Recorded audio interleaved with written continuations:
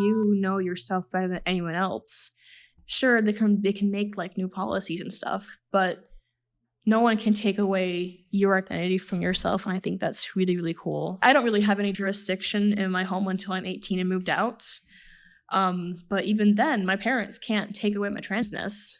If I want to be a queer Mormon, I can be a queer Mormon because that's something that I understand personally and something that no one can take away from me because it's mine.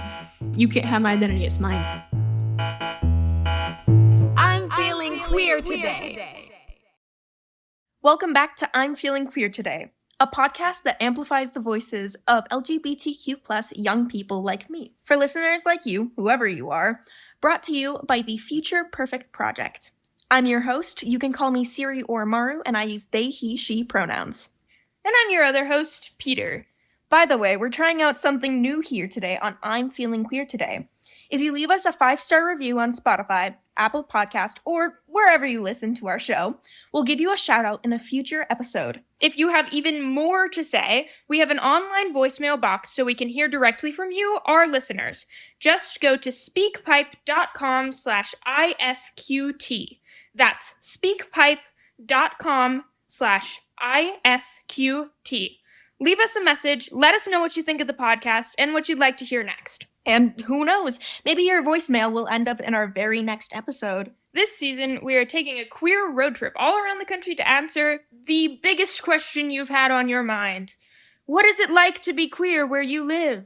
In these next 2 episodes, we're heading out west to Encircle, a center for LGBTQIA+ youth ages 12 to 25 in Provo, Utah. Provo is a city about 45 miles south of Salt Lake City. And Salt Lake City is the capital of Utah and the worldwide headquarters for the Church of Jesus Christ of Latter-day Saints, or the LDS Church. According to a 2023 study, 42% of Utah's population are self-identified members of the Church of Latter-day Saints, also referred to as LDS or Mormon.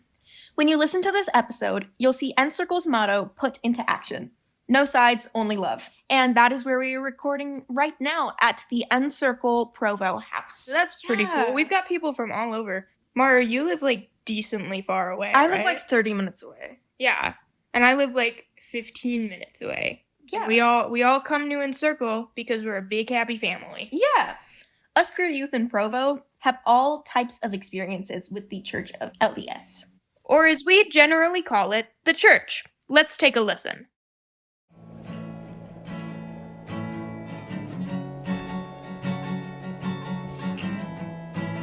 In Provo, people won't be directly homophobic to you. They'll just give you the look.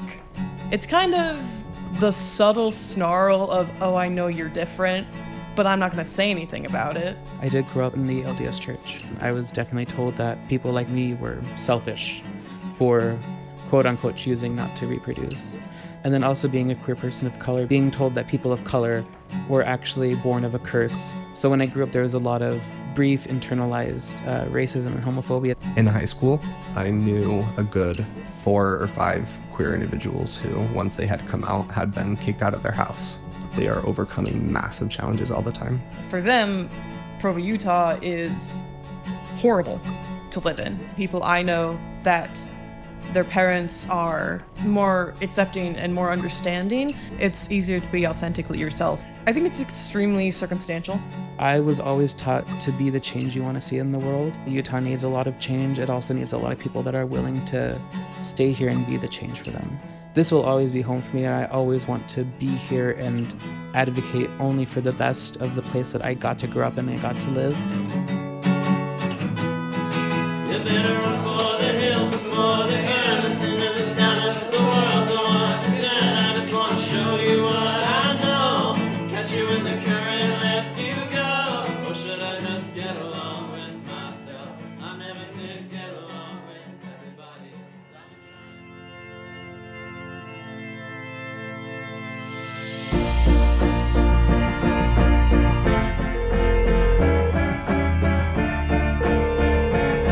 Provo, Utah is beautiful.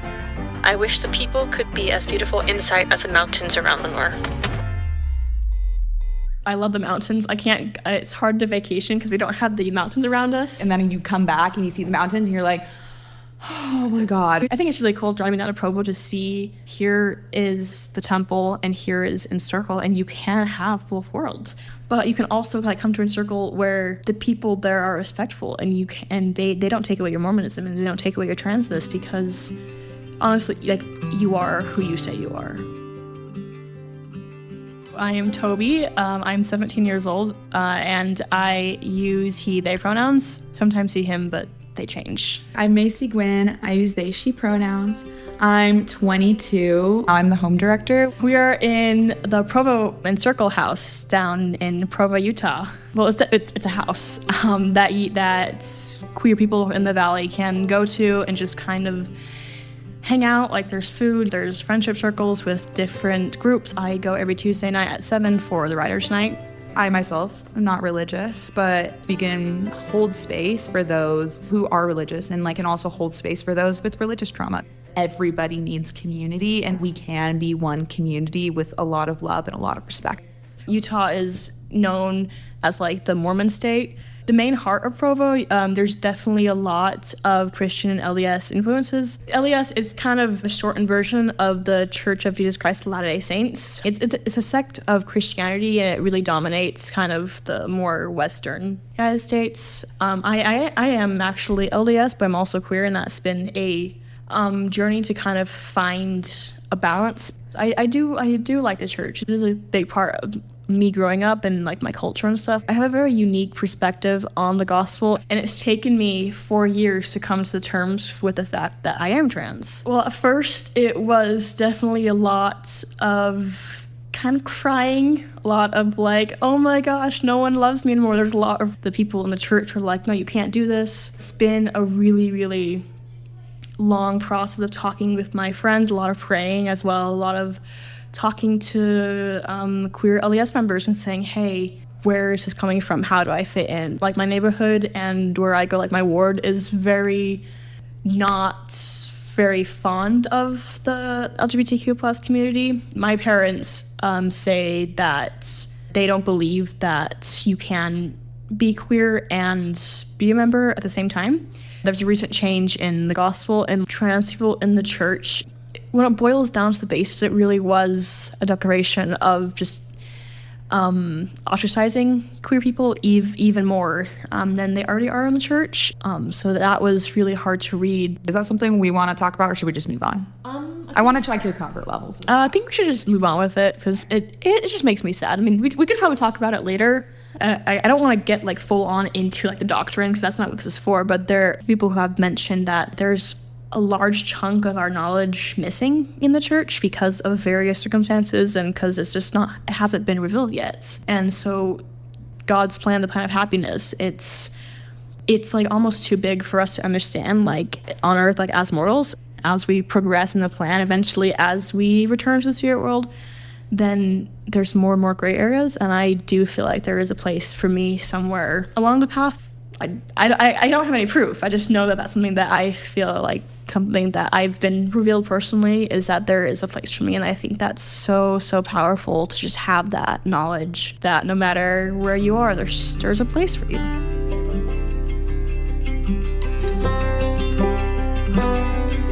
So some of the people I know with the strongest testimonies are queers, which I think is really, really powerful. I'm actually in a Discord server, and it's over like 300 members who are LDS or who are ex-Mormon, who are queer, and there are some of them who are trans, and it's really, really cool to be able to log on every morning and just see these experiences and know the miracles that have happened to be able to allow us to just kind of come together. Our doctrine is the Book of Mormon.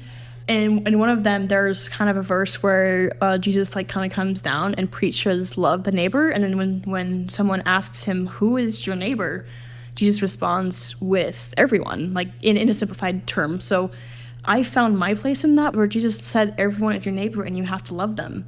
And so I've been kind of made that my motto of love your neighbor. It doesn't matter who they are. Like, it doesn't matter if they're like black or white or from a different country or what their religious or standpoint is. They're all neighbors and we should love them for that. And that's something I try to adopt in my personal testimony of there is a place for everyone and no one can take that away from me. It's good to have a support system, especially in Encircle when there are like adults around who some of them were born in the church and some of them are still in the church and they know what it's like and they know how to get through it and how to come to terms with it. Tuesdays have become one of my favorite days of the week because I'm able to come down and I can see my friends. I look forward to it because I know that I can just leave everything at the door and I'm only known as Toby.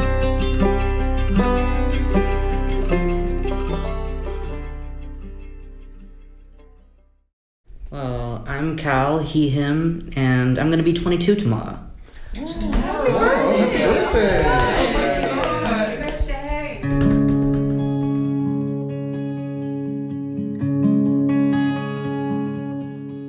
As I walk down these streets, I can feel the animosity, feel the long-lived judging stares. I hear the songs that they don't play and don't like me to sing. Have you been to the churches I've been to? Black and white and pink and blue, all blending into a standard hue. A monochrome, painful stare, looking at what I'd like to wear and shaking their heads no. That at the same time they haven't heard of me. It's not quite right, no. They haven't heard of who I am either. Transgender, demisexual, panromantic. Not today. A blank stare follows me throughout my apartment with a wandering gait. I see mine. I live with 4 apparently cis-straight Mormon guys. They make jokes at the expense of gay people. They hadn't heard of me. They don't know what to think. They've gone to ask their bishop. They. The sea of gray is burning me and I can't look away. Deceptively beautiful, drawing me in until I found my rainbow bubbles. I don't want to ever leave them. Don't want to go. The amount of eyes staring, glaring, judging. If looks could burn, Provo would be ash. I'm Damon. I'm 23, and my pronouns are they, them.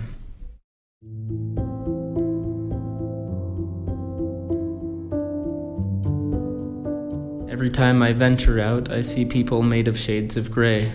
There's the dull gray ones and the silvery ones, but no one that I can look to for my own shade. I look at myself, and there's something different. I was never taught what it was, but I've decided to give this sensation a name. I call it color. As I struggle to find others around me, to learn who I am from, I get stumped. The silvery ones interest me more. There's something about them that reminds me of color. I wonder why there must be 2 separate types, but then I wonder why they choose to be gray in the first place. It makes no sense to me, but that's what they choose.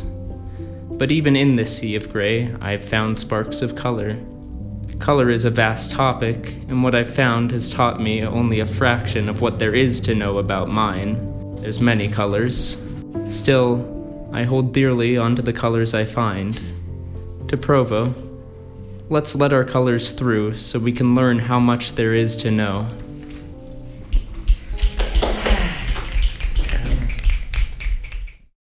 Hi, I'm Bear.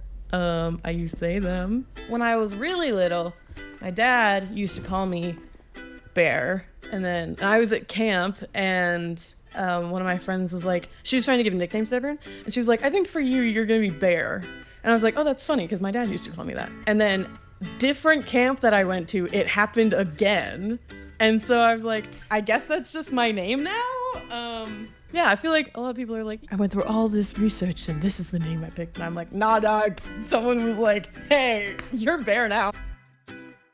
We are at Encircle. It's an organization for queer youth and young adults to help give them a safe space. When I was 14, I started coming here consistently for about a year.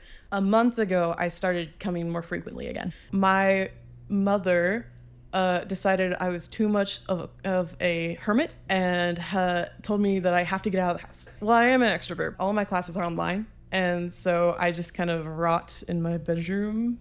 I've always really liked the community aspect and how I feel like I can just be my authentic self and I don't have to be like different and because no one's judging me because they don't care. My older sister, she has full-heartedly and every single time supported me no matter what. Hey, I feel this and I don't know. And she would be like, this is what all I've learned. Any of that fit? And that's actually how I found out I was non-binary, because she was telling me about one of her friends who's non-binary and was like, so you remind me of this one friend of mine. Any chance there's any correlation there? And I was like, oh my gosh, there's a name for that? Holy crap. Having her be someone that I can talk to has really helped me grow and develop an understanding of myself and also an understanding of other people. A lot of the time, members of the LDS Church, or at least in my experience, they'll ask questions, but most of the time they don't mean it in a rude way. They genuinely want to understand. People take it as homophobia when it's simply curiosity. Everyone does something for a reason, and we all just need to open our eyes a little to see why. It's going to vary from person to person, how they view you and how they view themselves and other people. The best thing that you could do is, if they're willing to listen, teach. One of the main reasons why my parents were so skeptical about me being gay was because at the time it was perceived as a sin of the church. With my mother, she's gotten a lot better of understanding what trans is and why I am. Now she wants to learn. Humans are imperfect, so of course you'll mess up. What matters is you're trying. She's trying. And so that's the best I could ask for. Thank you for joining us today. I'm Siri or Maru. And I'm Peter, and you've been listening to I'm Feeling Queer Today.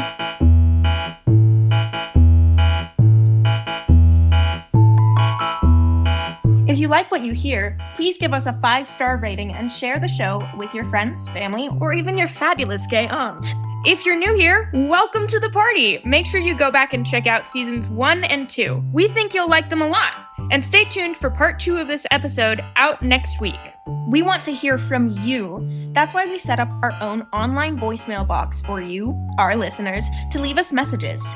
Go to speakpipe.com/IFQT and drop us a line. That's speakpipe.com/IFQT. Let us know what you think of the podcast. For more information and resources about this episode, check out the show notes in the description or check out the episode page at thefutureperfectproject.org/podcast.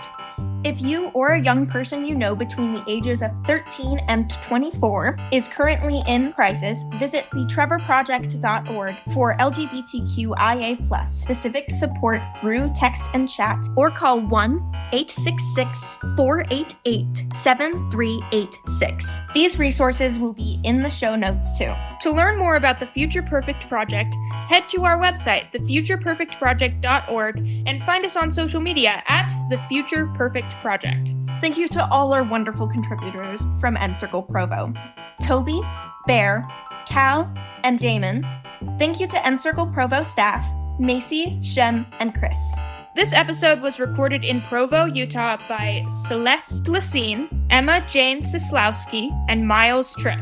IFQT is produced by the Future Perfect Project with support from Radio Kingston and our I'm Feeling Queer Today podcast cohort: Alex Massey, Eric Eubank, Lily Miller, Parker McKenzie, Samuel Smalls, and Zorian Edwards.